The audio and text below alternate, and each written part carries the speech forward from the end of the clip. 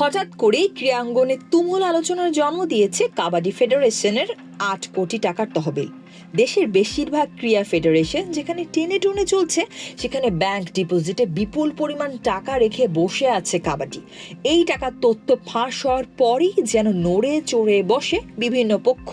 শুরু হয় কাঁদা ছোড়াছুড়ি, মসনদ নিয়ে দৌড়ঝাঁপ। সরকারের পক্ষ থেকে অ্যাডহক কমিটি গঠন করে দেওয়ার পরও থামেনি তা। কাবাডির মতো সারা বছর অভাব লেগে থাকা ফেডারেশনে সঞ্চিত ৮ কোটি টাকা কোথা থেকে এলো, সেই টাকা নিয়ে এখন ভেতরে কি চলছে তা নিয়ে অনুসন্ধানে নামে বাংলাদেশ প্রতিদিন। ইডেন বে কক্সবাজার সমুদ্র সৈকতের উপর নিজেদের একটি ঠিকানা। মাত্র ৫ লাখ টাকায় আপনিও হয়ে যেতে পারেন এই হোটেলের মালিক। ইডেন বে, আ কনসার্ন অফ ভাইয়া হোটেলস। অ্যাডহক কমিটি গঠনের পর সবচেয়ে বেশি আলোচনা হচ্ছে সাধারণ সম্পাদক SM নেওয়াজ সোহাগকে নিয়ে। কাবাডির সব ইভেন্ট আয়োজনের বিনিময়ে ফেডারেশনকে বছরে ৫৩ লাখ টাকা দেওয়ার চুক্তি ছিল অ্যাডটাচ নামের একটি প্রতিষ্ঠানের সাথে। সেই প্রতিষ্ঠানের মালিক নবগঠিত অ্যাডহক কমিটির সাধারণ সম্পাদক SM নেওয়াজ সোহাগের প্রতিষ্ঠান অ্যাডটাচ। কাবাডি সংগঠকদের অনেকে অভিযোগ করেছেন এখন পর্যন্ত কোনো টাকাই দেয়নি প্রতিষ্ঠানটি, যদিও এমন কোনো চুক্তির প্রমাণ দিতে পারেনি কেউ। ফেডারেশনের সাধারণ সম্পাদক SM নেওয়াজ সোহাগ বলছেন ৫৩ লাখ টাকা দেওয়ার চুক্তির বিষয়টি পুরোটাই ভিত্তিহীন। ৫৩ লাখ টাকাটা কোত্থেকে আসছে আমি জানি না, which is a good number 53 lakhs, but এটা আমার জানা নাই, কোথাও কাগজপত্র ঘাটলে পাওয়া যাবে না। এখানে ৫০ থেকে ৫৫ লাখ টাকা হতে পারে, এই খরচ হতে পারে। আপনি যখন সাইন করবেন আপনাকে জানতে হবে যে আপনার প্রপার্টির ভ্যালু কত, আর নাহলে কিসের উপর আপনার সাইন করবেন। তো সেই ভ্যালু করলে তার সাথে কিছু ব্যাক এন্ডে কিছু কাজ আছে, ওই কাজগুলো তো আপনাকে গুছাই দিতে হবে। সেগুলোর কোনো এখানে কমিটিতে লোকজন আছে, কাগজপত্র আছে, সব কিছু আছে, ফেডারেশনের সব রেকর্ড আছে। বোর্ড মিটিংয়ে ডিসাইড হয়েছে যে পার্টনার অ্যাপয়েন্ট করেন, কিন্তু এরপরের যে কাজটুকু হয় না। কিন্তু আমাকে যে অ্যাপয়েন্টের চিঠিটা দিয়ে দিয়েছেন ওই সুযোগটুকু কিন্তু ফেডারেশন আমার কাছ থেকে ২০১৭ সাল না ২০২৪ সাল পর্যন্ত অ্যাজ এ পার্টনার হিসাবে আমাকে ট্রিট করে কাজগুলো করে গেছে।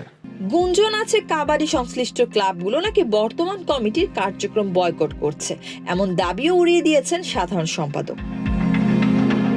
যেহেতু আমি ২১ সালে এই কমিটিতে যুক্ত হয়েছি, ২১ থেকে ২৪ পর্যন্ত আমরা ফাইন্যান্সিয়ালি মোটামুটি খরচ করার মতো লঙ্গার ভার্সন প্ল্যান করার মতো কিছু ফাইন্যান্স আমাদের আছে, এটা একদিকে আমরা কাভার করছি। সেকেন্ড একটা অপশন আমাদের এখন আছে প্রসেস টু হান্টিং, প্লাস হচ্ছে আমাদের যেখানে যেখানে আমার পকেট প্লেয়ার আছে ওদেরকে মাঠায় নামে লঙ্গার ভার্সন ক্যাম্প করে আমার ধরেন এখন টার্গেট হচ্ছে নেক্সট এশিয়ান গেমস।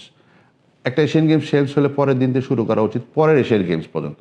তো এইভাবে আমাদের একটা প্ল্যান আছে, এগুলো আমরা কমিটি মিলে সিদ্ধান্ত নিয়ে আমরা অতি শীঘ্রই এগুলো আলোচনা করে দেব। ফ্র্যাঞ্চাইজি ভিত্তিক কাবাডি আয়োজনের প্রতিশ্রুতি থাকলে বাস্তবতা বলছে ভিন্ন কথা। একথা স্বীকার করে নেওয়াজ সোহাগ বলেন সারা দেশে কাবাডিকে ছড়িয়ে দিতে চান তিনি। কাবাডি টিম যে বিদেশে খেলতে গেছে, বিভিন্ন সময় গিয়েছেন, প্রাইভেট অ্যারেঞ্জমেন্টে যে বিদেশে নেপালে ফ্রেন্ডশিপ ম্যাচ খেলতে গেছে, ওখানেও ধরেন 18 থেকে 19 লক্ষ টাকা আমার কোম্পানি খরচ করে পাঠাইছে। এটা কিন্তু সেলস পলিসি করে আমরা ভিউয়ারশিপ দেখাইছি যে kabaddi can sales and kabaddi property হিসাবে আগাইতে পারে। এতে ধরেন কিছু রেসপন্স তো আস্তে আস্তে আসছে, টেনিউরটা তো 5 years, তো আস্তে আস্তে একটা পর্যায়ে কিন্তু কাবাডি রেটিং দাঁড়াইছে। বিগত কমিটিতে পুলিশ কর্মকর্তারা ছিলেন কাবাডি ফেডারেশনের সভাপতি, সাধারণ সম্পাদক এবং যুগ্ম সম্পাদক পদে। এ কারণে কাবাডিকে বলা হতো পুলিশ ফেডারেশন। যদিও বিগত 2 কমিটির অধীনে খেলাটি আর্থিকভাবে সমৃদ্ধ হয়েছে, বর্তমানে ফেডারেশনের কোষাগারে প্রায় ৮ কোটি টাকা রয়েছে। আর্থিক সমৃদ্ধির সুফল অবশ্য ম্যাটে ফুটিয়ে তোলা যায়নি।